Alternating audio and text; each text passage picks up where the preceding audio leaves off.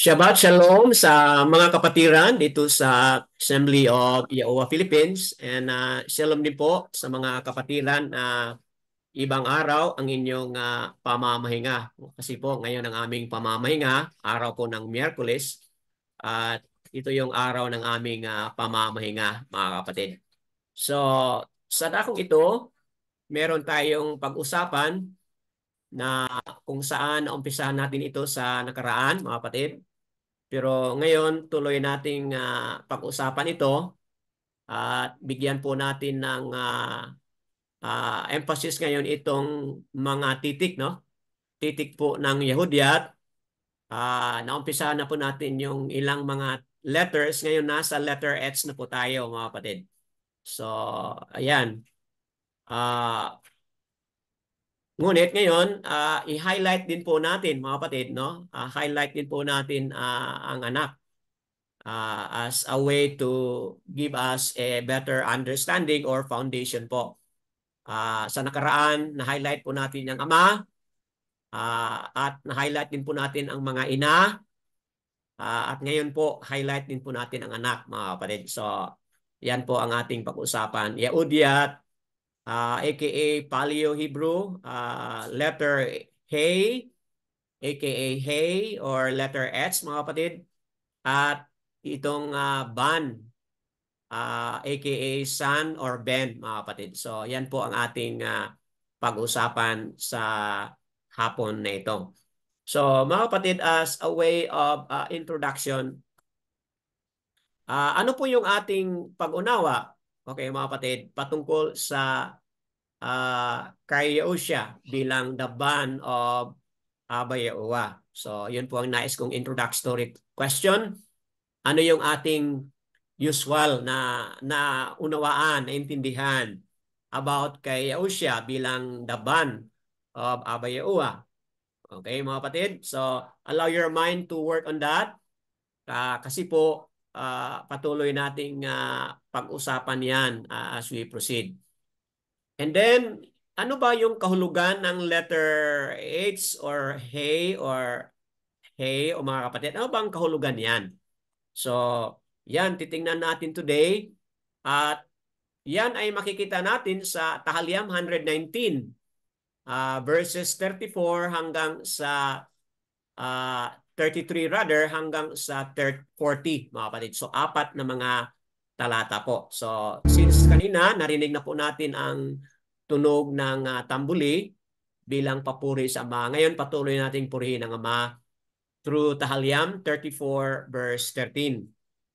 Ingatan mo, sabi ng salmista, ingatan mo ang iyong dila mula sa masama at ang iyong mga labi sa pagsasalita ng pandaraya.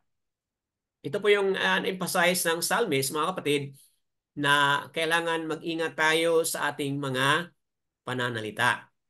Yung ating dila, usually, yun ay naging instrument po ng mga salita na ating nabitawan, mga kapatid. Kailangan nating pag-ingatan pala yan. Bakit po? Dapat yung mga salita na ating bibitawan ay hindi po makakasama, mga kapatid.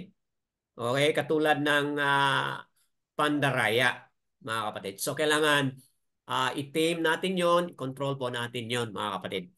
Bakit po? Kasi kahit papaano, mga kapatid, tayo na mananampalataya ni Abba Yahuwah, we bear His name, we bear His character po.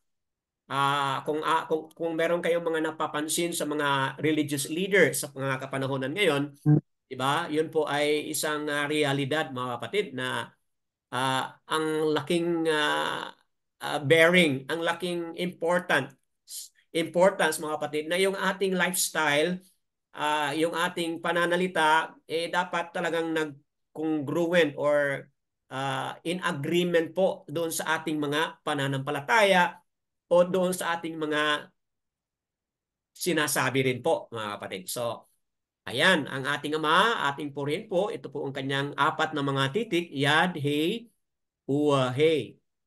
Na kapag ating bigkasin yan, yan po ay Ya, U, A o Ya, Uwa, mga kapatid. Ya, U, A, ang iba, ganun ang kanilang pagka-pronounce.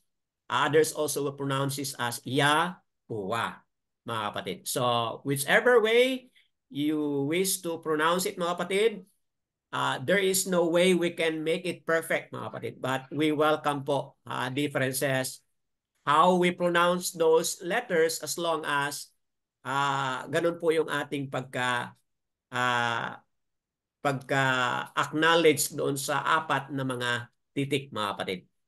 Wala tayong duda kasi nandito po yun sa mga pangalan ng mga scriptural characters na kung saan atin din pong mababasa dito at hindi ko na lang po basahin yan. At yan po ay dagdag lang po na evidence na ganun talaga ang pagkabasa sa pangalan ng ating Ama. Yahuwah, Yahuwah, or Yahuwah, mga kapatid.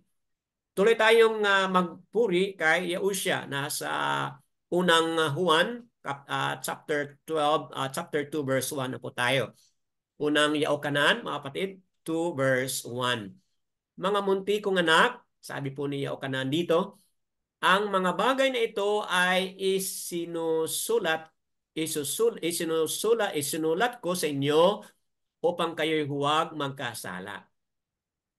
So, sabi niya, ngunit kung ang sinuman ay magkasala, tayo ay may tagapagtanggol sa harap ng Ama na walang iba kundi si Yahushua HaMashiach, mga kapatid, na siyang matuwid. So, yan po, meron po tayong talagang tagapagtanggol, mga kapatid. So, ano pala yung pinag-usapan doon sa nakaraan na talata? 1 John chapter 1, verse 9 and 10. Okay, so pinag-usapan natin doon, mga kapatid, na kung tayo magkasala, kailangan tayong balik loob sa ating Ama at mag-confess. Okay po, sa ating mga kasalanan. At magbago at papatawarin tayo at kailangan tayong magbago din po, mga kapatid. Ngunit dito sa verse 1, ito'y muling naisabi na isinulat itong lahat upang hindi tayo magkasala. Okay, so these things are written so that you may not commit sin. But sabi niya, ngunit kung ang sinuman ay magkasala, then sabi niya, meron tayong tagapagtanggol. So, minsan, lagi nating na-highlight yung pamumuhay natin ayon sa Torah, ayon sa kautusan, pero minsan, mga kapatid, may mga pagkakasala tayo. Minsan naging Torahless tayo. Minsan na hindi tayo nakasunod sa kanyang mga batas, mga kapatid. Kung yan man po ay mangyari, yun ang ating ilagay lagi sa ating isip at puso, mga kapatid. Balik loob tayo sa kanya. Kanina, napakagandang illustration po, no? Si Shalomo at saka si Daud, mga kapatid. Nagkasala si Daud, talagang mula nung nagkasala siya sa murder, immorality, adultery, yung kanyang kasalanan, mga kapatid.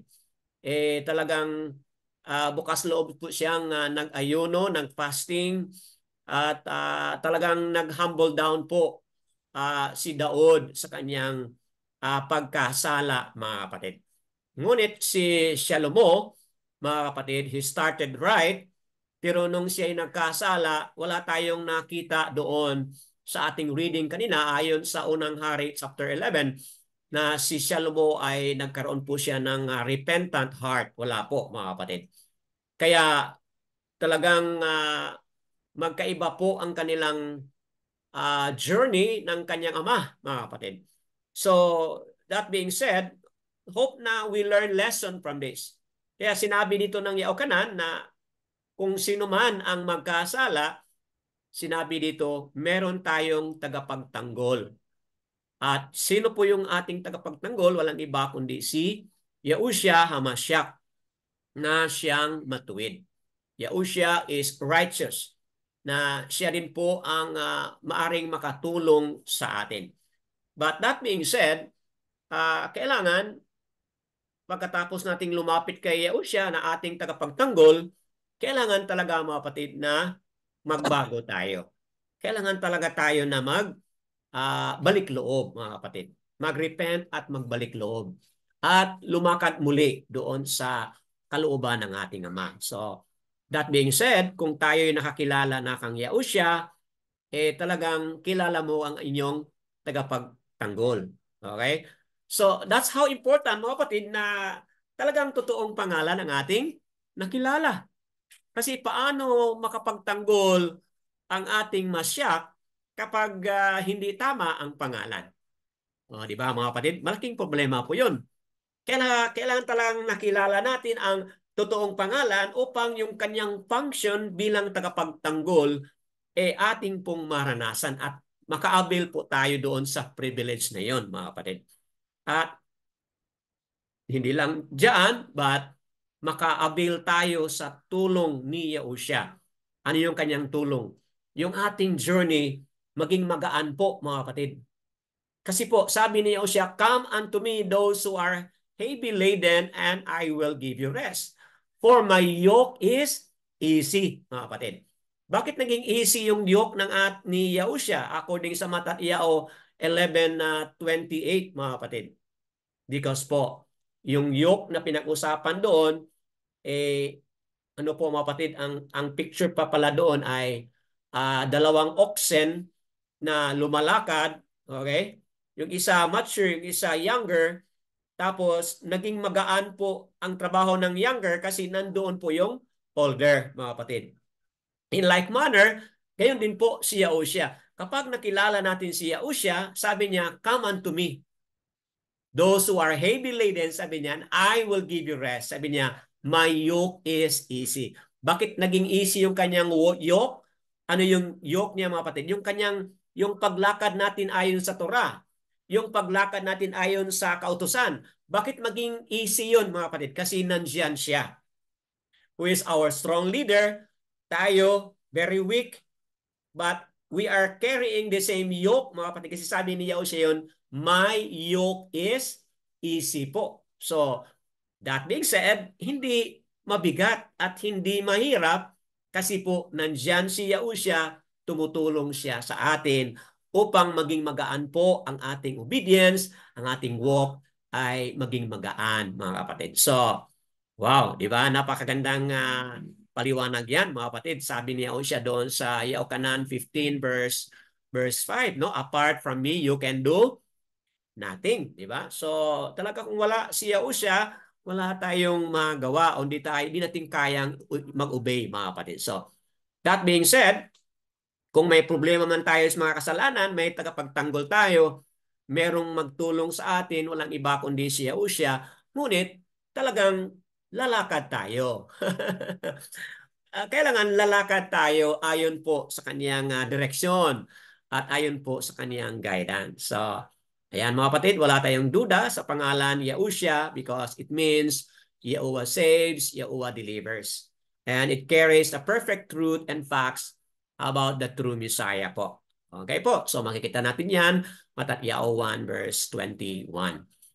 Okay po, ito yung ating pag-usapan today, Tahalyam 119.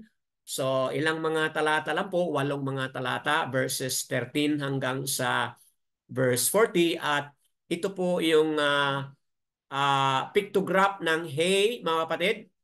Okay, this is the pictograph of hay. Ito po ating pag-usapan mamaya kung anong kahulugan sa Hebrew letter He. Mamaya meron tayong mga sharing on that. And then babasahin natin itong mga verses 33 hanggang 40. Hinanda ko po yung Tagalog version at saka yung King James para meron po tayong makitang different wordings at makakuha tayo ng insight kung ano yung ating i-share, mga kapatid. So, bago natin tinan yung hay o hay as H-E-Y or H-A-Y, mga kapatid, bago natin tingnan yan, pag-usapan mo natin itong word na ben or word na ban. Kung sa English, yan po ay anak, okay, or son, mga kapatid. So, bakit ben? Yan po ay ayon sa Aramaic kasi may tuldok po sila. But kapag basahin po natin yan sa Yehudiyat, yan po ay ban. Okay po? So, ano yung pictograph ng hay? Merong isang tao na ang kamay ay nakataas. Okay? Ano naman po ang pictograph nito? ng ito mga kapatid, anong pictograph is ito po, no? Ito yung kanyang pictograph. Isang picture ng seed, mga kapatid. Okay? So mamaya titingnan natin as we proceed. Now, kunting review lang ito. Ito yung mga titik na napag-usapan na po natin. Out, we're done with this. Bath, letter B, we're done. Gam or gamal, or sa modern yan ay gamel or gimel. Okay? And then dot or dalet, kumbaga sa modern. So ito yung mga apat na mga Yaudiat, mga kapatid, no? Apat na mga Yaudiat letters na we're done with. So ngayon, nakatutok lang tayo sa isang litra ngayon. Ha. Okay? Ha or letter H na kapag ating babasahin yan, mga kapatid, in transliteration, we read it as a sound. As in, Brad, yes, Brad. Pwede pa full screen ng iyong Brad? yes. Yaudiat letter. Putol kasi sa gilid. Opo. We are next time kapag i-explain ko na yung sunod, i-adjust ko na lang yan kasi Okay. ngayon naka-share screen ako, mahirap kong i-move. But next Okay. time, I will adjust lang po.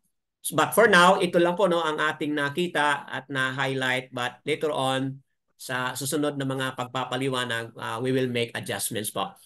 Okay, so yan po, no, just a little review lang. Yan po ang ating, ito po yung Yehudiat na letter Ha. Okay po? Now, moving on, Ha or He. Ito yung pictograph ng Aleph or Alp or Alap. Okay, itong picture po ng ulo ng ox, mga kapatid, no? Ito po ay bet or bat, which is ang pictograph po niyan ay house. Okay? Mamaya, ibalikan natin ito mamaya. And then, gemel or gam or gamal, mga kapatid. Ito po yung kanyang pictograph, which is a picture of a foot of a camel. But it also symbolizes pride, mga kapatid. No, we're done with that.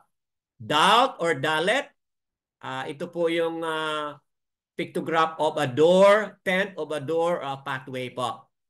So ngayon, nandito na tayo sa hey, pictograph po ito. And ito po yung ating titalakayin yung mga meaning nito. Okay? And we'll have more contribution mamaya sa pagpapaliwanag natin. Okay? So, moving on, ito po yung understanding na kapag babasa tayo ng Hebrew, always start from the left going to the right. Katulad nitong word na shalom. Okay? Shalom. So, right to left, ganun po ang pagkabasa natin sa Yeudiat o Paleo-Hebrew, mga kapatid. Okay? So, yan. Review lang po yon. Now, so far, ito po yung ating mga napag-usapan na combining po yung out at saka bat, mag-form po tayo ng word ab. Okay po? Ito po yung ama. Ab. So, you may ask me, Brother Dan, bakit yung spelling natin ng ab o aba ay dalawang letter B? Kasi yun po ay Aramaic po yun na pagkasulat. A-B-B-A. Aba. Okay, yun po ay Aramaic na pagkasulat. Pero kung pagkasulat po sa Yehudiat, talagang dalawang letter, basically dalawang letter, ab, pero kung dagdagan mo pa ng another A or A, kaya maging aba. But iba yung ating spelling po. Isang B lang po sa Yehudiat o sa Hebrew, but sa Aramaic, maging dalawang B po. So, anong kahulugan dito is the functionality of the father as the head, strong leader, authority and power in everything in the house and everything in the family. Okay? Ito po yung breakdown ng dalawang mga titik. Out at saka bat. Ang ibig sabihin niyan po ay strong head, leader, authority, power, and everything in the house. Yun po ang ating ama. And we are referring it to a family, mga kapatid. We highlighted the mother in the house sa pangalawang linggo. And what is the functionality of a mother in the house of Ab Yahuwah? Ano yung kanyang function, mga kapatid? Na-highlight po natin.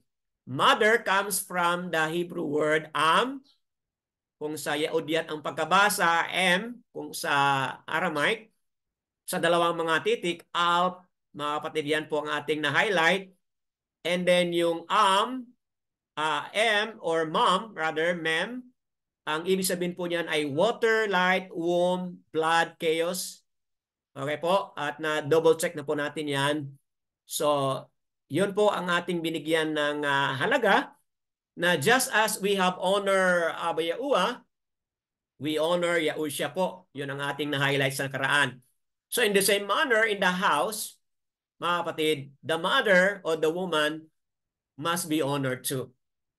And this is affirmed in the 5th commandment, mga kapatid. Saan makita? Chapter 12, chapter 20, verse 12 po ng Exodus. Wherein sinabi po dito sa panglimang commandment, honor your father and your mother. Okay po. So yun ang ating mga na-highlight na sa nakaraan. So ngayon, tuloy natin mga kapatid na pag-usapan patungkol dito sa anak, mga kapatid. So we're done with Abba or Ab. We're done with or yung mother. Ngayon, we are talking about the ban. Okay? Now, itong ban, mga kapatid, or another way of saying it, ben, kaya yan po ang Yahudyat na pagkasulat. B at yan po ay N, B and N, ban or ben, mga kapatid, mula sa dalawang mga titik, bat at saka nun. So, doon sa bat, ano po yung ating napag-usapan na? Ang kahulugan ng bat is the house in or within. Okay, so ang tinutukoy dito ay yung family po. Okay, what about ang nun? So yung kaninang nakikita nyo kanina na may seed, mga kapatid, yun po pala ay kahulugan or yun po pala ay pictograph po ng nun, yung merong seed kanina. At yung isang picture kanina ganito, yun po ay picture po ng bat, which is house, mga kapatid, no? So, itong ban or ben, mga kapatid, kung sa English, son, nagmula po ito sa dalawang mga titik ng Yahudyat. Bat, ito po, house or within a family. Then another is nun or letter N, na ang ibig sabihin, mga kapatid, ay seed, okay, heir, or anak, causing something to continue, or seed that is moving and keep on going. So ito po yung mga literal na meaning sa letter na nun, mga kapatid, or letter N. Seed, sun, air, causing something to continue. Seed that is moving and keep on going. O, di ba? Anong napansin niyo sa seed, di ba, mga kapatid? Once ang seed ay na-plant, anong mangyari po doon sa seed na yan? Di ba? May buhay po yon, di ba? It will grow. And it will continue to grow and move and grow. Okay? Yun po ang katangian ng seed. So, combining the bat and the nun, anong kahulugan, mga kapatid? The builder or the house builder. Okay? Yun po ang kahulugan. Combine the two letters, bat and the nun, ang magiging kahulugan pala, mga kapatid, is the house builder, grower of a family. Builder and grower of a family. So kaninong family po ito, mga kapatid? Family po ni Ab Yahuwah, mga kapatid. Yan. The son bears the name of the father. Yan po pala, mga kapatid, di ba? Yung anak na lalaki, kung ano po yung apelyido ng ama, anong mangyari, di ba? Dala-dala niya po yun, mga kapatid. Okay? Di ba? Alam natin yung Yaokanan 5:43 po. Di ba? Anong nakasabi doon? Yahushua said, I came in my Father's name. Yaokanan 5:43 po, mga kapatid. So, the Son, Yahushua, bears the name of the Father, mga kapatid. So, tinan mo yan. And continue the line of that family. So, from the letter nun, which is seed, moving and keep on going, mga kapatid. So ganun din po ang mangyayari. Dahil sa anak, mga kapatid, dahil sa anak, ano mangyayari po? Yung line po ng family ng ama will continue to grow and will continue to build, mga kapatid. So, saan po natin makikita yan? Unang sa Yaokanan 1 verse 12 to 13. Ano po nakasabi dyan, mga kapatid? If you believe, those who will believe and receive Yahushua, anong mangyari doon? He gave the right to become children. Children ni Nino, mga kapatid. Children of Alua o children of Aluhayam, mga kapatid.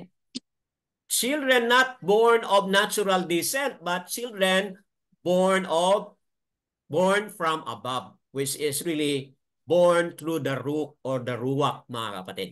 So, ayan, ibig sabihin, through Yahushua, magkakaroon po ng maraming anak ang ama. Just as we have highlighted sa nakaraan, mga kapatid, na yung mother, yung ina, is the entrance to the house, the entrance to the family, mga kapatid. Katulad nung buhay at kwento ni Sarah, na sa pamamagitan ni Sarah, nagkakaroon po ng seed, nagkakaroon po ng descendants, nagkakaroon po ng maraming mga anak. Yun po ang role ni Sarah. So also Yahushua, mga kapatid, is likened to a mother, likened to a woman, mga kapatid. Na sa pamamagitan ni Yahushua, magkakaroon po ng maraming anak ang ama, mga kapatid. Now, we are not saying here na Yahushua is a girl or Yahushua is a feminine. Hindi po, mga kapatid. We're saying here that Yahushua can function like a feminine that bears or that produce what? Children po. Diba? Anong sinabi ni Yahushua doon sa Matatyaw 23 verse 39? Sabi niya, anong sabi ni Yahushua doon? Matatyaw 23:39, like a mother who is calling for the children to come unto him. Yahushua is likened to a mother who take care of his children, but they don't follow, they don't obey him.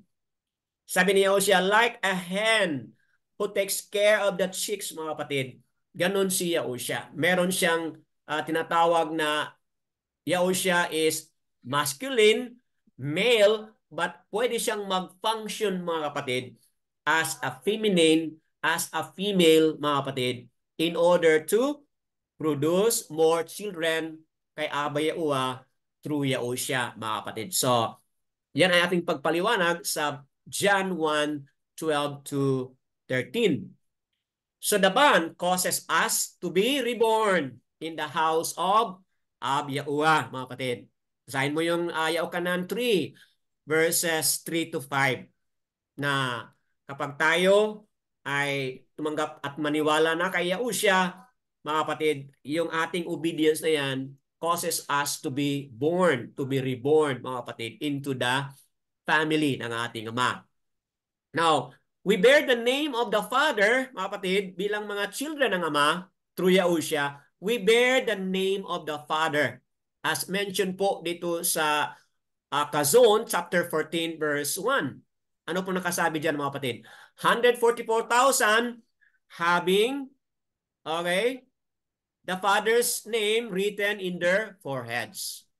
Okay, yan po ang nakasabi dyan. 144,000, of course, ang tinutukoy dyan ay the 12 tribes of Yasar-al. But sinasabi dyan, mga kapatid, na ang kanilang forehead ay nakasulat doon ang identity ng Ama. So, as what I have said kanina, mga kapatid, na the Son bears the name of the Father. So, ganun din po yung kanyang mga anak, mga kapatid. Anybody of us who are children of Abba Yahuwah, we bear the name ng ating Ama, mga kapatid. Batay dito sa ating source, yung mga kasama natin sa Assembly Yahuwah Philippines, Assembly Yahuwah USA, mga kapatid. Pinatunayan nila ito batay sa Galatians 4 verse 6. Now when Ab Yahuwah sent forth the Ruach of Yahusha in our heart, we can now call Abba Father. We can call Yahuwah our Father. Kapag nakapasok na ang Ruach HaKadosh sa ating mga puso, now we can call Him Abba Father. Yun po ang na-highlight as supported by mga kapatiran natin doon sa US, mga kapatid. Note, being the bond or children of Yahuwah, mga kapatid, we bear that character, we bear the name of the Father, Yahuwah, and the bond, Yahushua HaMashiach. Why po? Because we represent them. Take note po tayo, mga kapatid, kapag tayo ay nananampalataya at follower na po ng ating Ama, we are His children, and take note, mga kapatid, we bear His name, and dapat yung ating character po nag-represent or nag-reflect din po yung character ng Ama at yung character ng anak, mga kapatid. Unlike sa mga nangyayari ngayon sa mga religious leaders, hindi ko na lang banggitin, mga kapatid, na kung ano man yung kanilang mga sinasamba, hindi po totoong nag-reflect sa kanilang personal na buhay, mga kapatid. But sa atin dapat, mga kapatid, kung sino yung tinatawag nating Ama, at sino yung tinatawag natin na anak, mga kapatid, Ama, Yahuwah, at yung anak ay si Yahushua HaMashiach. Dapat din po, mga kapatid, maging careful tayo kasi we bear the name and we reflect the character po and we represent them to the world, mga kapatid. So, yan, malaking hamon yan po, mga kapatid, no? At mamaya dito sa letter hey na yan ay pag-usapan natin. Sa nakaraan, mga kapatid, nag-ending tayo sa medyo mahirap na tanong na naibigay po ni Sister Cheryl patungkol doon sa to what degree na i-honor natin ang anak at i-honor natin ang ama. Okay, kasi yun po ang ating ending sa nakaraan. Yun po, may tanong po siya, mga kapatid. Bakit po yun? Kasi meron po tayong napag-usapan sa nakaraan, sa Tahalyam, chapter 2, verse 12 po. At ang nakasulat po doon ay kiss the band. Okay po? Yun po ang nakasulat doon, kiss the band. So, wala tayong ibang tinutukoy dito ay yung anak, mga kapatid. Although, tiningnan ko sa Blue Letter Bible, ang nakasulat po doon ay kiss the bar. Bar po ang nakasulat, mga kapatid.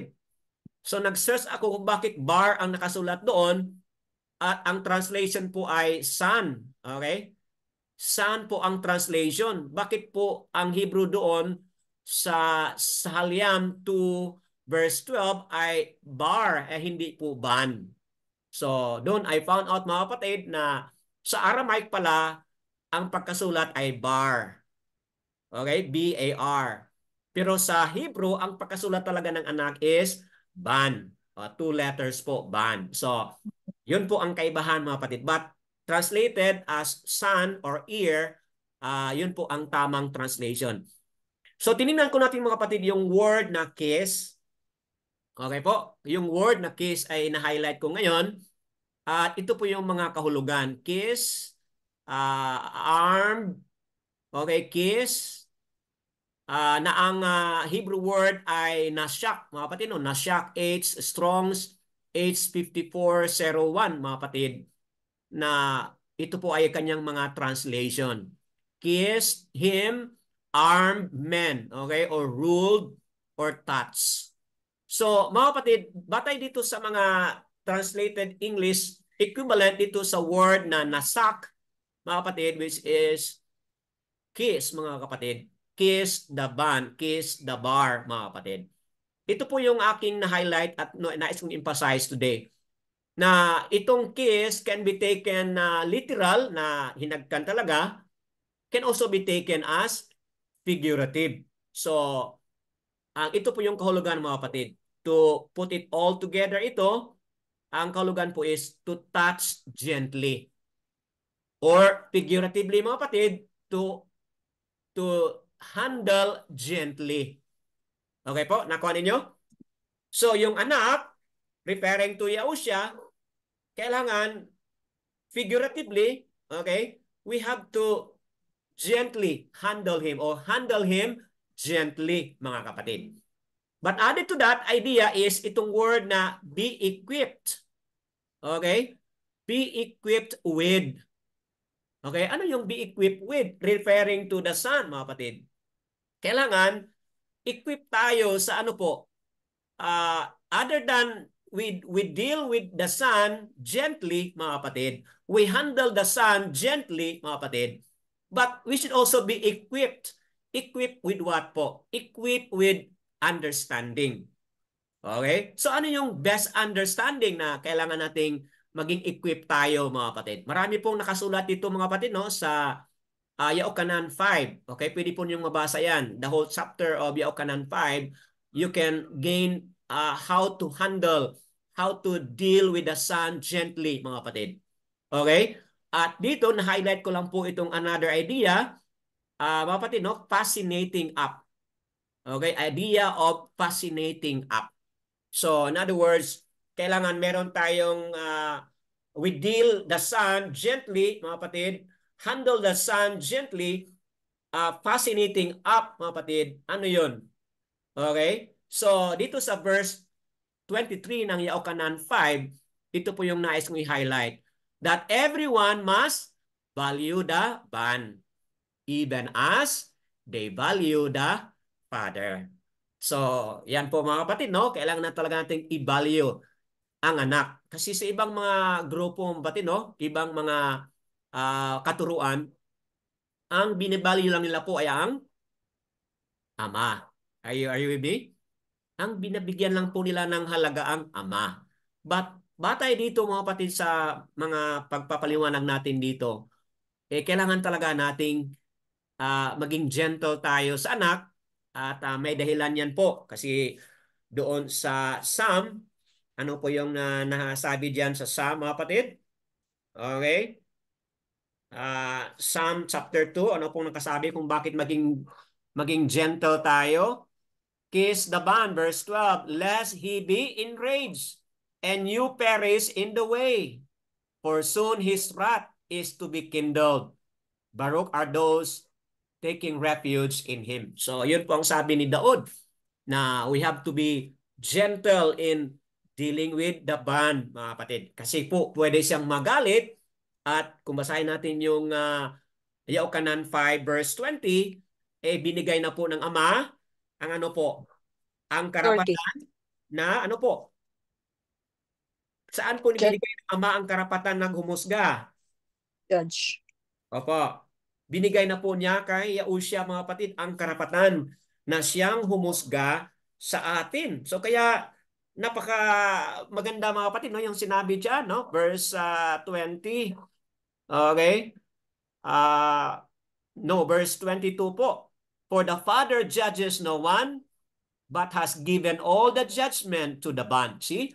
So, kaya connected doon sa Psalm o Tahaliam 2 verse 12, mga kapatid. At yan po ay napaliwanag na natin sa nakaraang linggo na yan din po ay connected sa Shamot o Exodus 23 verses 20 to 23 po. So, hindi na lang po natin babasahin yan. So, that being explained, mga kapatid, nawa nagkaroon ito ng better understanding on how we should value, just as we value the Father, we also value the Son, mga kapatid. So, ayan. Ngayon, punta na tayo dito sa titik na ha. So, we're done with explaining the two letters of Ban and how Yahushua is called the builder of the house and how the family ng ating Ama produces children, mga kapatid, through Yahushua. So ngayon, tingnan natin naman itong letter na Hey, mga kapatid. So, ayon sa pag-aaral, mga kapatid, no, ibigay ko na sa iyo right away itong mga kahulugan. Okay, ayon sa mga pag-aaral, at mamaya sa link ng Assembly USA, mga kapatid, makukuha mo rin itong link doon mamaya sa ating ending part. Ito po yung mga kahulugan batay doon sa kanilang mga sharing. Hey means to look. Diba kanina yung ating pictograph, ganito po, no? Hey, ganito po ang pictograph, hey. Ang kahulugan pala niyan ay to look, behold, okay, to reveal something of knowledge, and then breath, mga kapatid. Di ba? Basahin natin yung ha masyak, di ba? Ha, di ba? May breath po 'yon. Ha, di ba? We produce wind, breath, mga kapatid, di ba? Ha masyak. Okay? So, ito po yung mga kahulugan ng hey, mga kapatid, o letter S. Ito po yung mga kahulugan. So, take note of this kasi magbasa tayo ng passage mamaya tapos ibalik ko itong mga kahulugan, then gusto ko na i-connect mo yung mga ideas batay dito sa mga kahulugan na yan. So let us connect this idea as we read what Daud is saying in Psalm o Tahaliam 119 verses 33 hanggang sa verse 40 po, at meron tayong Tagalog version at meron po tayong King James, tagdadalawang verses po. Okay? So, I'd like to ask volunteer po magbasa ng English at Tagalog. Tagalog at English. Anybody? 33 po. Umpisa tayo ng 33 and then 34. Any volunteer po? Ako po, Brother Dan. Go ahead, Sister Lilieta. Go ahead po. Psalms 119:33. Ituro mo sa akin, O Yahuwah, ang daan ng inyong mga batas at ito'y aking iingatan hanggang sa wakas. 34. Bigyan mo ako ng pangunawa upang aking maingatan ang kautusan mo at akin itong susundin ng buong puso ko. Okay po. Sa English, huwag mo na lang basahin itong he kasi he is hey na po yan. Huwag mo basahin yung he. Dito ka lang sa please. Okay po. Teach me, O Yahuwah, the way of thy statutes, and I shall keep it unto the end.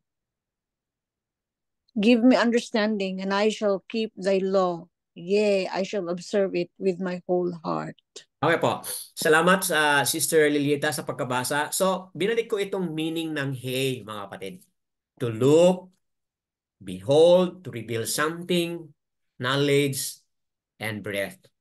How is this meaning of hey correlated to these two verses, mga kapatid? So, wala akong sagot dito. So, nais kong kayo po ang mag-connect. If the letter hey means look, behold, reveal something, knowledge, or breath, then ngayon, ano yung connection dito sa mga talata na yan? 33 hanggang sa 34. Anybody would like to share, o sister? Baka meron kang nais i-highlight dyan. So, ibig sabihin, kuha ka ng meaning dito. Okay? Kuha ka ng meaning dito. Saan dito yung nais mong i-highlight, then ipaliwanag mo batay sa anong mga nakasulat po dyan. Sige po. Sister, you have the honor to do it if you have something to say, Sister Lilieta. Ako po, Brother. Opo, go ahead. Okay po, sinabi po dito na ang meaning ng hey is look, di po ba? Opo. Okay, pag sinabi po kasi ito sa akin, pag itinuro at hindi mo makikita, dapat may eyes po na ito po sa akin. So, we need to have eyes. Yan po po yun? Parang Opo. ganun po. Tama. Ituro, we need eyes, see the way, yung daan, at ang yung mga batas. Parang ganun po ang ano ko po. Ito yung aking, para maingatan. Kasi pag hindi natin makita, spiritually and physically, we need to have eyes. Di ba po, Brother Dan, not only physical, kasi may mga sa ating journey po, hindi lang po physical eyes ang ating ginagamit, spiritual eyes. We need to have both kinds of eyes para makita natin yung kung paano ituro sa atin at ang daan, yung mga batas upang maintindihan po natin. At maingatan po. Yan po, Brother Dan. Napakaganda, mga kapatid. Na-highlight ni Sister Lilieta. The importance of having a spiritual eyes. Kaya sinabi ni Daud, ituro mo sa akin, O Yahuwah. So, look is something to do with the eyes na makikita natin. Okay? At maganda yung na-highlight ni Sister upang maingatan, di ba? So, marami ngayon na nakabasa ng Torah, mga kapatid. Are you with me? Maraming nakabasa ng Torah, katulad ng illustration kanina ni Brother Yasser Yao. Maraming may alam, may knowledge, may background sa Torah. Pero, mga kapatid, ano man, kukunti lang yung nag-iingat. So, anong wala sa kanila? Yun, no? Yung eyes to see. Okay? Wala sa kanila yung mata na nakikita nila kung ano yung mga itinuturo ng Ama, mga kapatid. Wow, what a wonderful explanation. Anybody else would like to add? Kasi from here, move tayo sa verse 35. Okay? Choose kung saan mo tingnan, sa Tagalog ba o sa English. Anybody would like to add? So, na-highlight po yung need to have spiritual eyes upang maintindihan, upang Sa, maingatan. Okay po, go ahead. sa verse na yan, Brad, inaano dinadaisik talaga ni King Daud kung Opo, paano niya isinasabuhay yung salita ni Aba Kaya nga, nung nagkasala siya na medyo mabigat yung consequence, talagang halos ikamatay niya ikamatay niya yung pagsisisi, mabalik lang yung joy of redemption or salvation salvation. niya, Opo. yung yung yung yung hindi alisin sa kanya ang root, ang Hmm, presence ni Abba, etc. etc. So ganun yung ganun kayaman yung puso ni Daud pagdating doon. So kaya nga siya binansagan na a man after Yahweh's own heart kasi kumbaga kahit ganun nagkasala po siya ng ganun pero ang Anong gamit lapit-lapit niyang po niya pangalan doon sa Facebook na yan? okay po. So, yes. Ganun, ganun pa rin. Oh, ganun pa rin Brad. Yung pa rin Brad na Opo, talagang makikita po natin yung buhay ni Daud at saka nung anak niya. Ang layo kasi talaga. correct. Layo talaga. Layo sila. So, ngayon, mas all the more na kikita natin yung dahilan kung bakit si Daud ay talagang ibang-iba, no? Sa paliwanag na ni Brada exactly. Mga kapatid, being highlighted by Brother exactly ito, habang nagpapaliwanag siya, pumasok sa aking puso, isipan itong word na to reveal something. So, pwede pala tayong nagbasa sa Torah, okay? Aware tayo sa mga kautusan, pero hindi nag-reveal sa atin, mga kapatid. No? Walang revelation na kumbaga yung uh, yung maramdaman natin mga kapatid na ang Ama yung ang nakipag-usap sa atin, wala po 'yun mga kapatid. So, let me give you an example. Noon, ako bilang pastor for more than 20 years.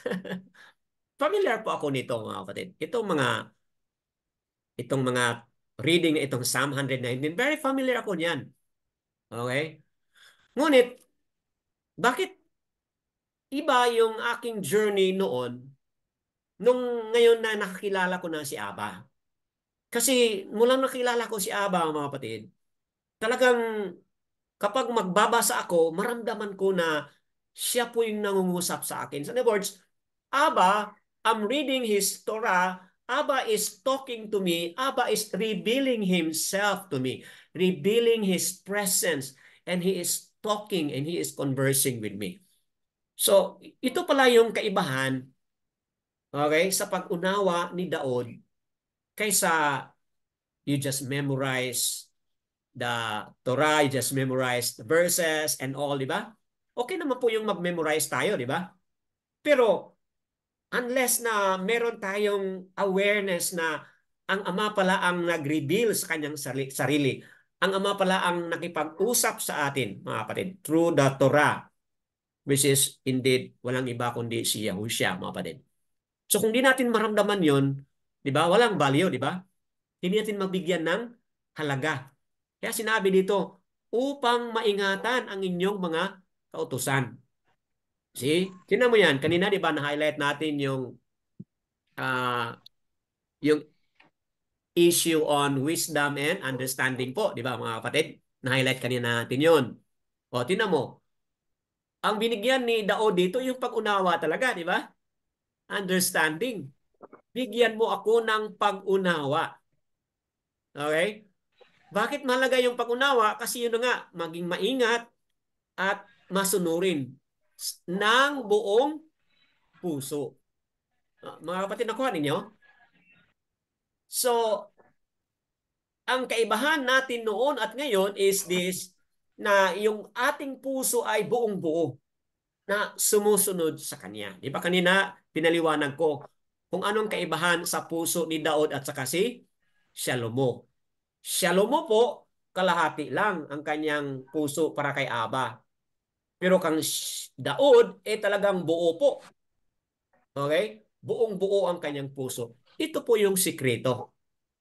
Dahil nga po, ang Ama, hinahanap talaga ni Daud si Yahuwah, mga kapatid.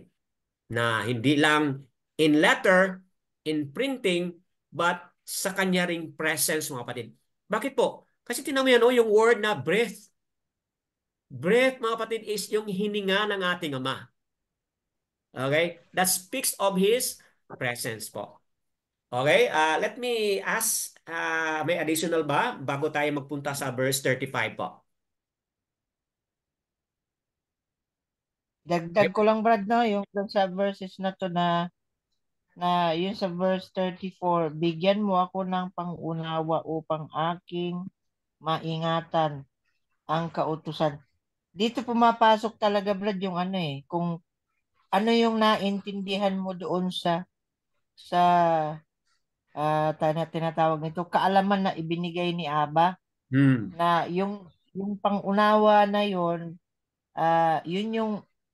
yun yung magbibigay buhay, yung magbibigay kulay sa sa sa wisdom na ibinigay sa iyo o kumbaga sa wisdom na nakuha mo, na doon mo papasok yung yung how you enjoy what you tawag nito, what you learn, kasi Hmm. ang pagdating po talaga sa pangalan, lalo na sa pangalan ni Haba at sa anak, there's a lot of mystery behind on that name, Opo. na hindi lang basta may pangalan. Opo. At pagdating naman po sa covenant o sa Torah, hindi lang basta kay Torah, kasi madami po siyang ah, gustong i-reveal ako po, naniniwala po ako na kapag ka talaga yung word na isinasa puso o yung buong puso mo na Hmm. hanapin si Aba, ay talagang yung deepest understanding mo word for word, na si Aba mismo ang magre-reveal sa iyo, hindi makikita ng iba yun Correct. kumbaga parang nagbabasa ka lang ng nobela. You Opo. enjoy the story, you enjoy the what you call this, kung ano po yung istorya, yung kung ano yung binabasa mo, pero yung pagdating po doon sa internalization, doon sa word for word na binabasa mo, yun yung magbibigay buhay na habang nagbabasa ka kasi ah, matatanong o masasabi mo sa sarili mo, ganun pala, kaya Hmm. pala, ganito pala ang gagawin. At yun yung para sa akin, Brad, yun yung nagbibigay kulay sa atin on this journey, na kahit Opo. po mahirap, kahit po maraming trials, problems, challenges, temptation, etc., etc., ay maa-appreciate mo lahat ng yun kasi ah, given na yun na part Opo. ng journey natin na ito, na doon naman siya mas lalong magre-reveal kung sino po talaga siya. Tama. Kaya nga po siya, ang sinasabi doon na Yahuwah will, ah, sa akin, paulit-ulit ko po talagang minamaster sa sarili ko tong kasabihan na to na Yahuwah will treat you the way we treat Yahuwah. Hmm. I-highlight ko lang po, halimbawa po, sa araw-araw ko po na pamumuhay, kung si Aba hindi ko po siya priority, And don't expect kapag ka humihingi ka, ora-orada, andyan agad. Mhm. Kasi doon mo siya inilalagay eh. Kumbaga, kung pangatlo ko lang siya sa buhay ko, don't expect na number one ka, uunahin ka din kapag ka nangangailangan ka ng tulong. Parang ganon yung pagkaintindi ko sa journey ko pagdating po doon sa relationship namin eh. Na Mhm. kaya nga sinasabi po niya, 'di ba, na but seek ye first. Palagi po siyang una, hindi lang po yung time, kundi kung papaano mo siya pinapahalagahan sa buong aspeto ng buhay po natin, doon siya matutuwa eh. Kaya nga Apa. sinasabi doon, 'di ba, sa Psalms 37 na delight yourselves unto Yahuwah Apa. and He will give you the desires of your heart. Pagka hindi po natin tawag nito doon sa ano nga ba yung ano nung sa Tagalog na kapag hindi po natin ah, i- ipinapalagay yung buhay o sarili natin na talagang kumbaga parang matutuwa si Aba sa'yo. Parang bata, parang anak mo na kung titingnan mo yung karakter ng bata na kahit na sabihin mo minsan pasaway yung bata pero meron siyang ugali na kahit minsan ang magulang, tayo magulang, hindi hindi kahit hindi na siya kumbaga dadating sa time na parang pasaway or Apa. ah, pero may karakter na ano kumbaga may karakter yung isang bata na kahit nainis ka na ah, natutuwa, bigla kang matutuwa doon sa ano niya kumbaga sa karakter niya sa attitude na ipapakita niya sa the same thing sa atin na para bagang sa paglakad natin lalo na pagdating sa Torah doon sa sinasabi sa 34 Apa. hindi mo maiingatan ng isang bagay kung hindi mo talaga lubos na nauunawaan ang halaga noong bagay na yon. Hmm. Okay po. Okay po. So, Parang ganun. thank you for that wonderful sharing, mga kapatid, by Brother Yasser Yao, Brother Exactly po, kung saan nabigyan niya ng mga halimbawa at dagdag na paliwanag doon sa buhay din po ni Daud, mga kapatid. So, that being said, tuloy tayo sa verse 35, 36 English, Tagalog, and then English, meron din po tayo dito. Can I ask another reader to read on this? Sister Akayin mo Cheryl, ako, go ahead po. Go ahead po, sister. akayin mo ako sa landas ng mga utos mo, sapagkat aking kinaluluguran ito. Ikiling mo ang aking puso sa iyong mga patotoo at huwag sa pakinabang. Make me to go in the path of thy commandments, for therein do I delight. Incline my heart unto thy testimonies and not to covetousness. Okay po. Sa nabasa ni Sister Cheryl, mga kapatid, another dalawang mga talata. So ganoon din po, mga kapatid, highlight natin itong letter Hey. Ang ibig sabihin, look, behold, reveal, something, or knowledge, breath.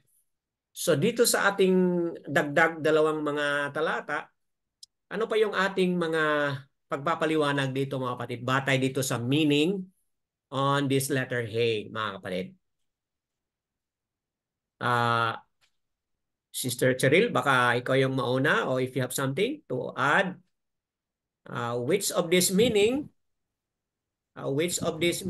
na makikita mo na dito ipaliwanag mo?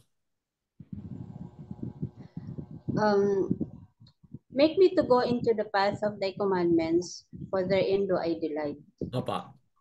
Nakikita po natin at alam po natin yung commandments niya. Then we will go. Yung provided po tayo po ngayon as we walk through the path provided for us. Di po ba yung hindi na natin gugustuhin yung old us, yung old na tayo. Opa. Hindi na po natin gugustuhin balikan yon. So kung nakikita na po natin, when our eyes are open and our mind has the understanding, yun po makikita na natin na galing na tayo dun sa mali. So hindi na tayo pwedeng bumalik. At makikita natin yung commandments niya na masarap pala, yung hindi pala mahirap sundin yung commandments niya. Hindi pala mahirap unawain yung mga sinasabi niya. It was bold enough para maintindihan ng tao. Pero nagiging malabo lang dahil doon sa mga pag-unawa, sa mga explanation. So, when we have that understanding, open na tayo. So, we can see, we can walk with the path provided for us. Hindi na natin gugustuhin na babalik pa. At hindi na natin gugustuhin na tumawid pa ulit or mag-create pa ulit ng bagong landas. Kasi nakikita na natin it was already provided for us. So, hindi na kailangan pa na mag-isip pa tayo ng mahirap, isipin pa natin na mahirap gawin, mahirap sundin. Kasi simple lang naman yung gusto ni Abba. Napaka-simple. Just obey the commandments, follow the commandments, live with the commandments, walk with the commandments. We are already walking with Yahuwah. Yun lang po, Brother Dan. Wow, amazing po, no?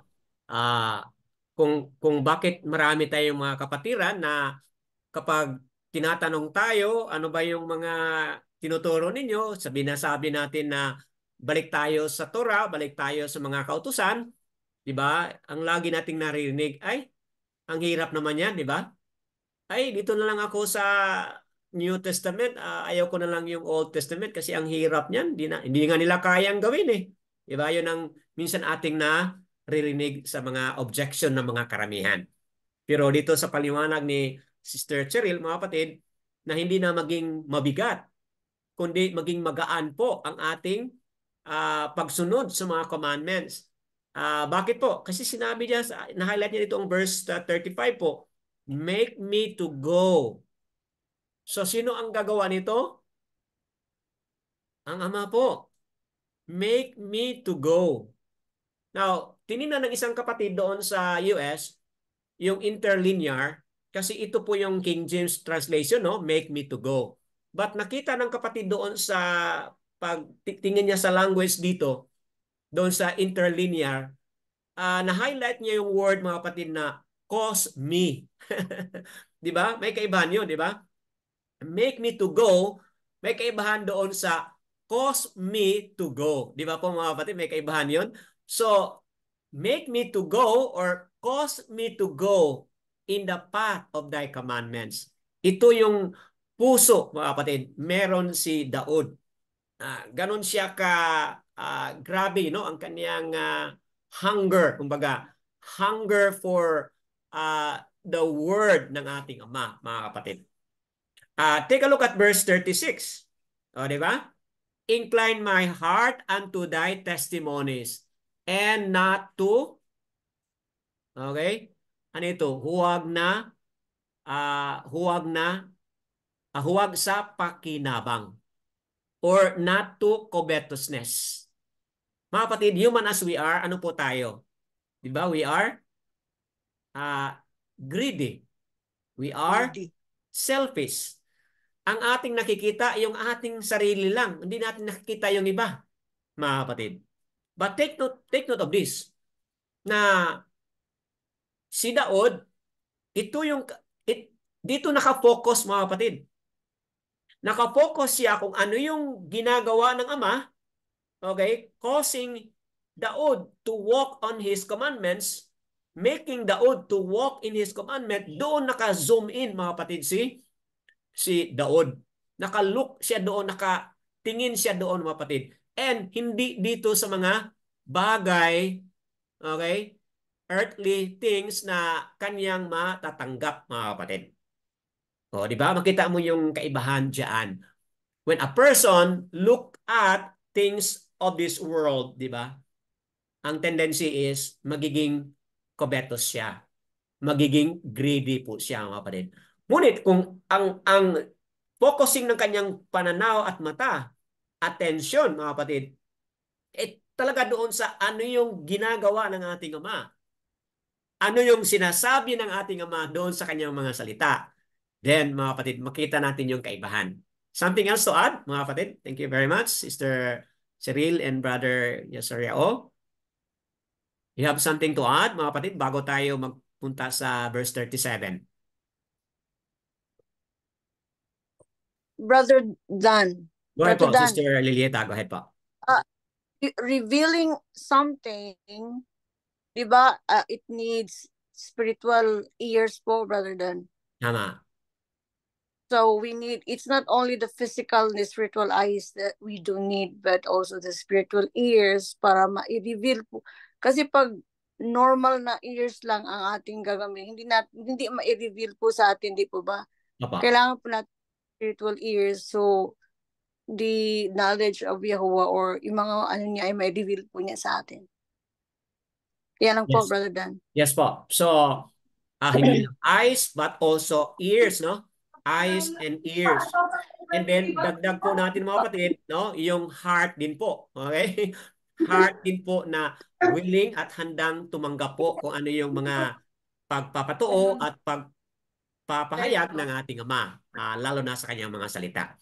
Go ahead po, Sister Corazon. You wanna say something po?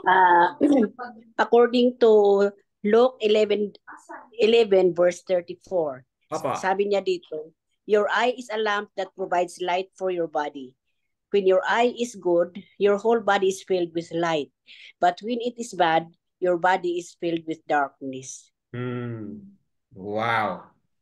Napakagandang verse na dinagdag ni Sister Corazon. I have something to add, Sister Corazon? Yun lang po. Yung verse na yan ay maganda naman. Understandable naman. Papa. So, talagang kailangan natin ng eyes. Kasi kung okay yung ating eyes, then ano mangyari? Yung ating katawan, yung ating loob-looban din po. O, di ba? Maging okay din. Pero kung bad ang ating eyes, di ba? So, anong mangyari sa loob-looban natin? Di ba? Ganun din po mag-reflect. So, good verse. Ano yung sister? Luke 12. Saan ngayon, sister? Luke chapter 12.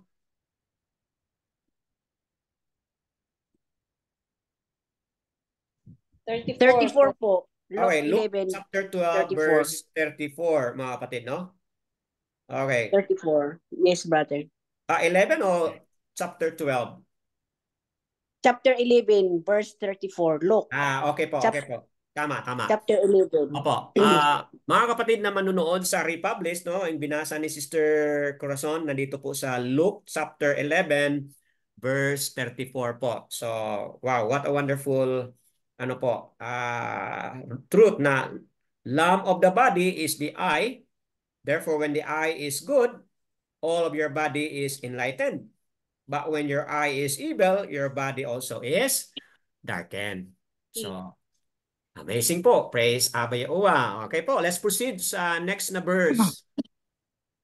37 and 39. Any reader po? Oh, Brad.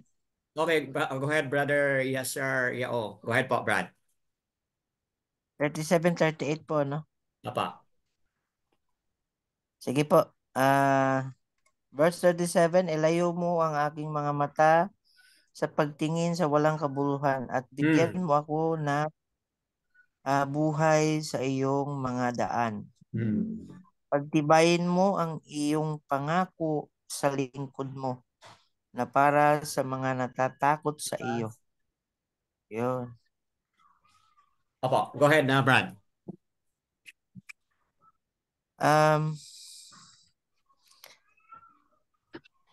Itong verse po na ito, sabi dito, ilayo mo ang aking mga mata sa pagtingin sa walang kabuluhan.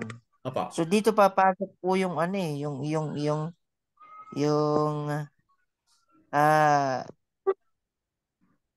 spiritual at kung ano yung paggaganahin mo spiritual mo at saka yung tawag nito, yung carnal eyes.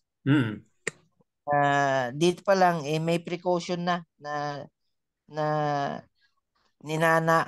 ninanasa o ninanais si Daud na ah, sabi dito, ilayo mo ang aking mga mata sa pagtingin sa walang kabuluhan Kabuluhan. at Oh, bigyan mo ako ng buhay sa iyong mga daan. So, nakikita ko dito, Brad, kahit nung sa verse 36, sa kabila sa kanina, apa, yung, yung, balikan ko lang konti, yung apa. cause na sinasabi mo kanina, yung cause need Covetousness, to go. apa. Opo. Ano po yun kumbaga, ah, dumidepende po yung output o yung resulta ng nais mong mangyari sa buhay po natin kung ano yung burning desire mo para kay Aba Tama. Oo. Kasi kung makikita mo lang lagi is yung mga material na bagay, talagang itutulak kanya palayo. Apa. Itutulak kanya palayo sa presensya ni Aba. But if your burning desire wants to go to the path na talagang yung delight mo naroon sa pagsunod sa kautusan ni Aba at Mm. sa Torah, lahat ng right rulings and sa lahat ng kung ano yung itinuro ni Aba sa iyo, ibibigay ni Aba Mm. Kaya nga mahalaga po talaga na kung ano yung ano yan? Kung ano yung ninanasa ng puso natin, yung Apa. pagdating kay Aba, ibibigay talaga niya yon. Tama. Kaya pagdating po dito, ang sabi niya, akayin mo doon sa Apa. 37 na sinasabi. Mm. Ilayo mo ako. Dito papasok po na kapag tinitingnan mo ang isang bagay sa karnal na pagtingin, ay talagang maano ka ma tawag nito, Malure. malalaglag ka doon oo, Madadala ka. Opo. madadala ka doon sa bagay na tinitingnan mo as material or temporal things, no? Apa. Pero kapag binigyan mo ng halaga at yung pagnanasa mo para kay Aba, diyan naman papasok na ibibigay sa iyo yung talagang kung anong buhay Mm. na meron ka, na mag-i-enjoy ka sa daan na ito, sa journey nating ito na kahit na may hindi talaga madali Apa. Kumbaga, ang journey natin to hindi madali Hindi talaga basta ah, kagaya nung sa nilalakaran natin noon. Ah, Apa. ang sabi dito, ang nakaka-struck lang sa akin dito yung ilayo mo ako at saka yung sa verse 38 yung pagtibayin. Apa. Oo. Yung pagtibayin mo ang iyong pangako sa lingkod mo para sa natatakot sa iyo. So hindi po lahat makakakuha niyan Apa. na ikaw ay palalakasin at lalakas ah ayon doon sa ipinangako ni Aba. Kumbaga parang ano yun parang nagki-claim ng grace o favor. Mm. Hindi lahat na nagki-claim ng favor talaga mai-enjoy na yun yung tunay talaga na kahulugan ng grace na yun o yung favor na yun kasi ah kanino ko ang tanong para kanino po ba talaga Oh. dapat yun at ang mag-i-enjoy doon sa favor na yun. Yun yung sinasabi no para sa mga natatakot sa iyo. Tama. Yun po yung nakikita ko talaga yun ang kahalagahan ng bawat letra, ng bawat words na ibinibigay ni Abba sa atin. Mai-enjoy mo yung pagbabasa mo kasi nire-reveal ni Abba personally sa iyo kung ano talaga ang pagkakahulugan ng bawat letra na binabasa mo. Kasi dati, Brad, sa totoo lang, Pag nagbabasa ako ng scripture dati, ginagawa kong sleeping pills eh. Oo. Pag nagbabasa ako dati ng scripture o ng Bible, katagalan, inaantok ako eh. Pero nakikita ko siya, the more with his word, we enjoy and makita natin na marami talaga siyang reveal ng mga bagay na hindi natin nasumpungan noon. Kung ikukumpara natin ngayon. Kaya I really appreciate and I really praise the Kados name of Abba na Yada. ano tayo na nakasumpong tayo sa katotohanan. Wow. Yes po. Magandang paliwanag 'yun, Brad, no? Praises kay Abba Yahuwah sa napaliwanag mo dito. Talaga mga kapatid, no, mayroon talagang terms, no? May terms and condition. Okay? Those who fear, okay? Meron talagang terms and condition. Hindi lang porque ganito yung kalagayan mo, but may part din talaga. Okay, may part din talaga tayo. So, that being said, let's proceed po dito sa last na mga talata. 39, Sister Tessie or Shaya Saria O, can you read this? Okay ba?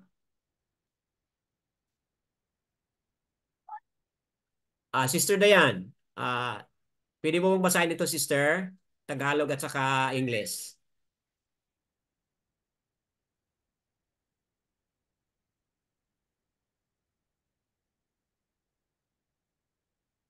Okay. Baka hindi Yung marinig. Psalms 1 ay Okay. 119 verses starting po.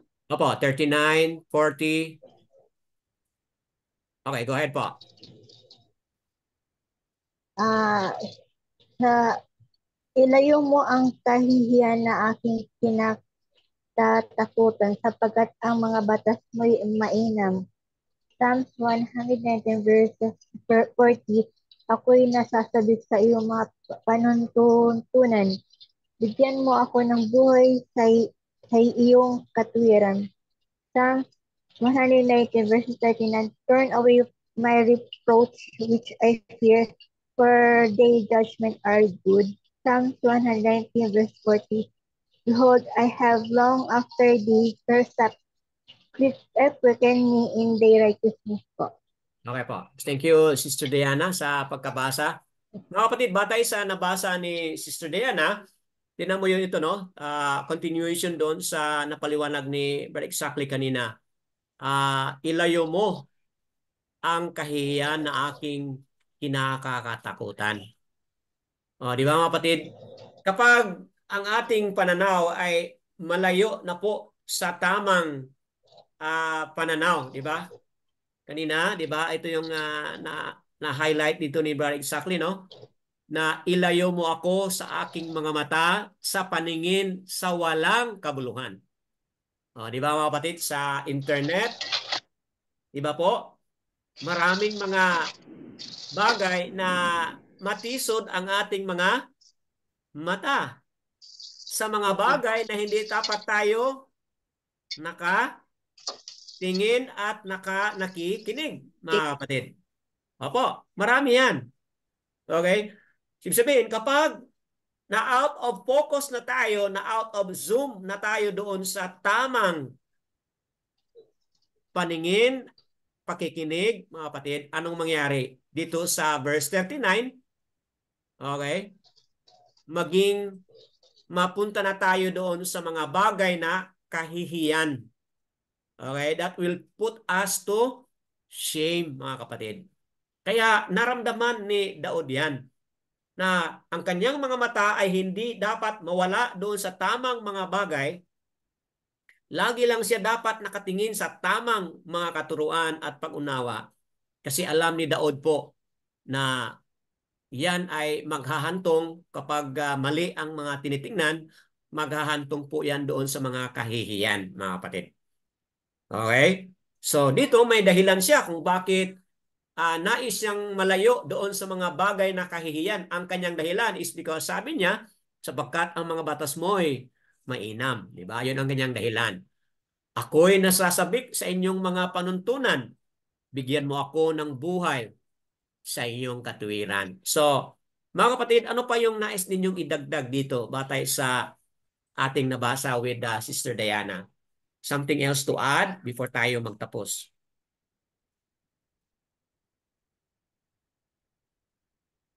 Sister Tessie, you have something to add? Sister Melda, Sister Kaitlyn, you're there? Meron kayong nais idagdag? Daniel, if you are there. Anybody po would like to add something batay po dito? Go ahead po, Sister Cheryl, you wanna say something po? Dagdag ko lang po, Brother Dan, yung Opo. I have longed after their precepts, quicken me in that righteousness. Kung meron po tayong fear, di po ba, as I have said kanina, yung fear, yun yung maglilid sa atin para maging obedient tayo. Kasi Tama po. kapag kaalam natin yung equivalent ng mga actions natin, hindi natin gagawin yun. Tama. So hindi tayo makikipag-deal sa mga bagay na alam natin na we will suffer at the end. Tama. Or after. Tapos sabi niya dito, quicken me in thy righteousness. Na pala quicken na pag nasa sitwasyon tayo, mabilis nating ma-discern na pag ginawa mo yung bagay na yun, you will suffer at the end. You will suffer after. Kaya ang dinidiin dito dinidiin sa atin na maging quicken tayo. Quicken to understand, quicken to see, quicken to discern. Na palagi tayong mag-desire ng righteousness,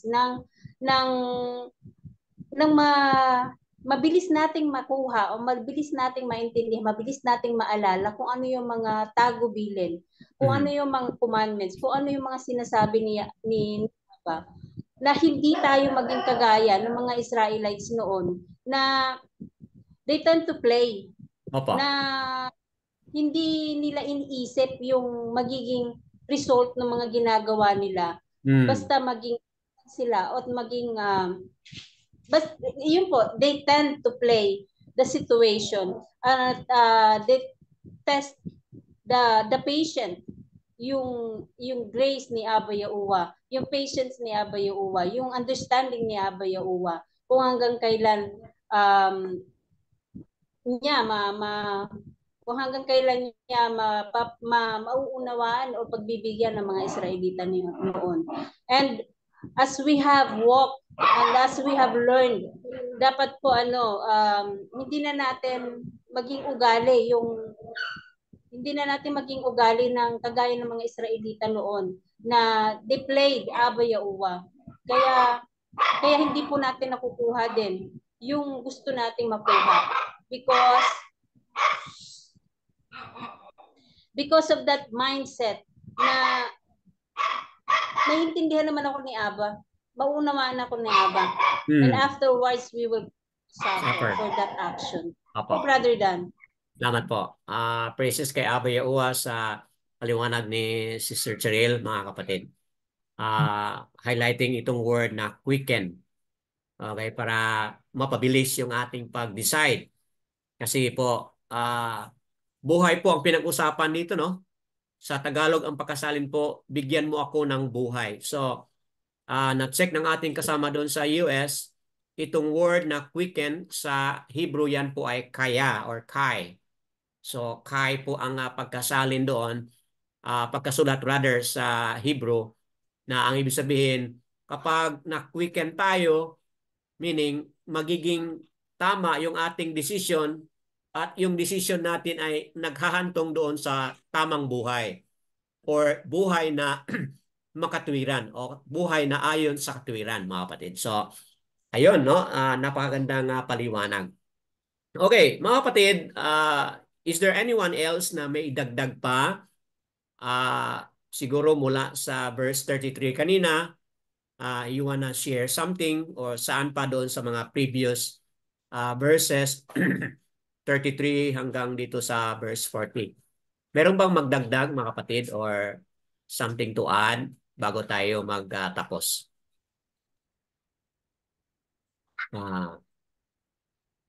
Anyone else would like to add? Okay po.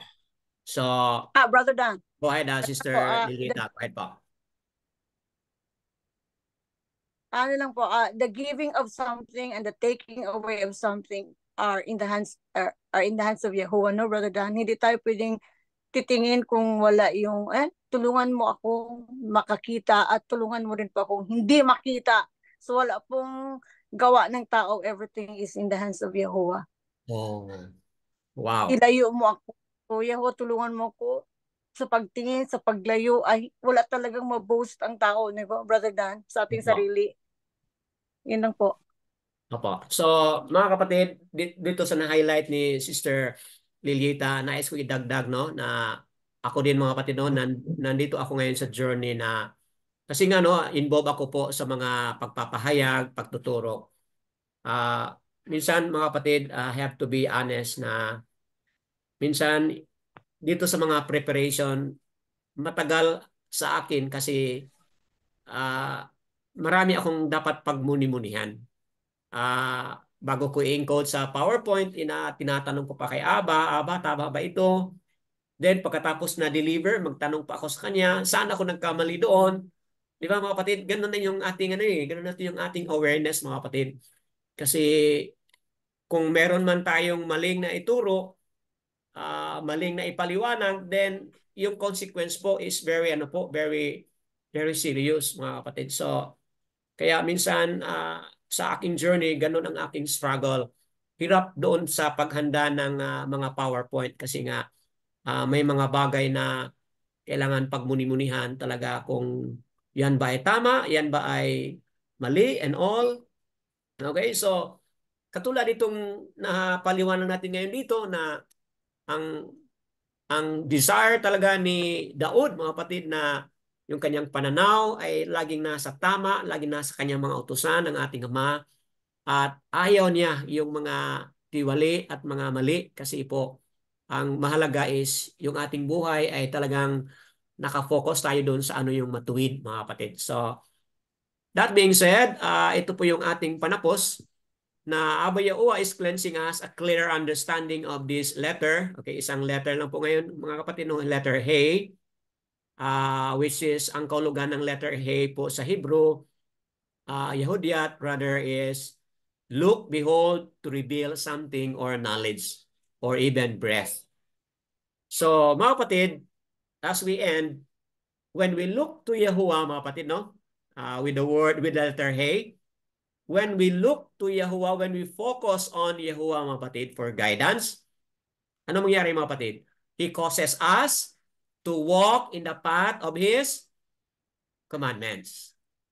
So, we are supposed to behold Yahushua, mga kapatid, that we may know what is lacking with us. Even though hindi tayo katulad sa Yasar-al na sila'y dumaan doon sa Red Sea, pero mga kapatid, iba yung ating journey.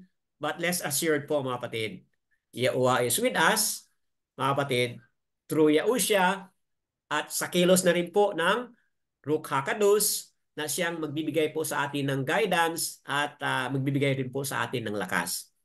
Take note mga kapatid na on our own, hindi natin kaya ito.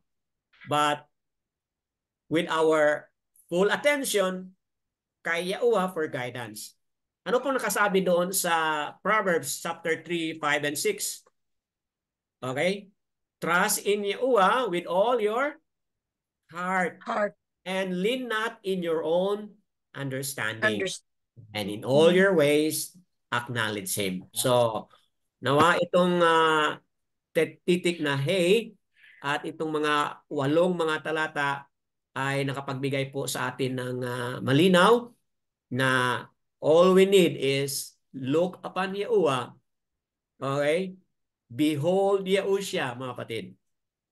Kasi po, with that, nothing is impossible po. So, that being said, all praises and thanksgiving kay Abba Yahuwah. Ito po yung ating sources. Link po ito ng mga kasamahan natin sa US, Assembly US, mga kapatid. Yahuwah US po ito sila.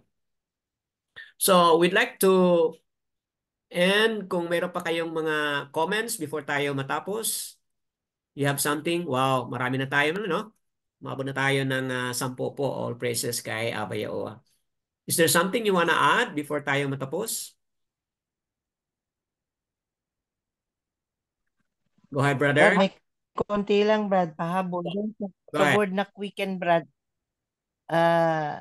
I know na lahat po tayo hindi exempted dito at sa kadahilanan na tayo po ay nasa katawang lupa pa lang, madalas po tayong nasasadlak sa isang sitwasyon na talagang kailangan po talaga natin yung ano yung ah tawag nito yung pangunawa mismo talaga at doon sa salita na quicken yung madali mong i pagka tayo po ay na-defocus when it Opo. comes to decision, planning, and choosing whatsoever, madali nating ibalik agad yung sarili natin doon sa ano talaga ni Aba Opo. na para hindi po tayo mapalayo doon sa kanyang Righteousness. righteousness. Opo. So, mahalaga po talaga na kagaya po nung sinabi doon, no, na in everything we do, kailangan po talaga natin na-highlight niyo po kanina na in all our ways we need to acknowledge. At kung mapunta man tayo doon sa sitwasyon na andyan na, pero salamat sa rook ni Aba na talagang siya yung Tama. magre-remind sa atin lagi Tama. kapag tayo ay ma-defocus na mawala sa focus, ma-detour tayo is either sa kaliwa o sa kanan, siya yung magbabalik pagka marunong lang tayong makinig, marunong lang tayong maging sensitive lang talaga tayo doon sa tinig ng rook ni Aba. Isa tabi. Kaya yun po ang kahalagahan ng quicken, sinasabi quicken me in Opo. thy right, para maibalik ulit agad tayo kapag meron tayong mga wrong decision, Tama. maling pagplano, maling pagpili. Doon talaga mag-intervene yung rook ni Aba na itatama ka niya kapag nadidetour na tayo or nalilis na tayo ng landas. Yan lang po. Okay po. So, wonderful additional, mga kapatid, doon sa comment ni Brother Exactly. Mga kapatid, kung wala nang magdagdag dito, let's end by saying na oo nga, hindi madali itong ating journey. Pero ang sikreto pala, mga kapatid, para maging madali at exciting, lagi tayong nakatutok sa Ama, lagi tayong focus sa anak, mga kapatid, at sa kanyang mga katuruan. At ganoon din po, mata at tainga laging sumusunod sa conviction, leading, at kilos po ng Rook of Yahuwah. So, that being said, kung ating magawa yan, then maging exciting po. Maging magaan po yung ating pagsunod sa mga kautusan. Maging magaan, exciting po ang ating journey. All esteem kay Abba Yahuwah sa mga katuruan na ito, and Yahuwah barak kayo sa mga manunood o makikinig sa Republic as well.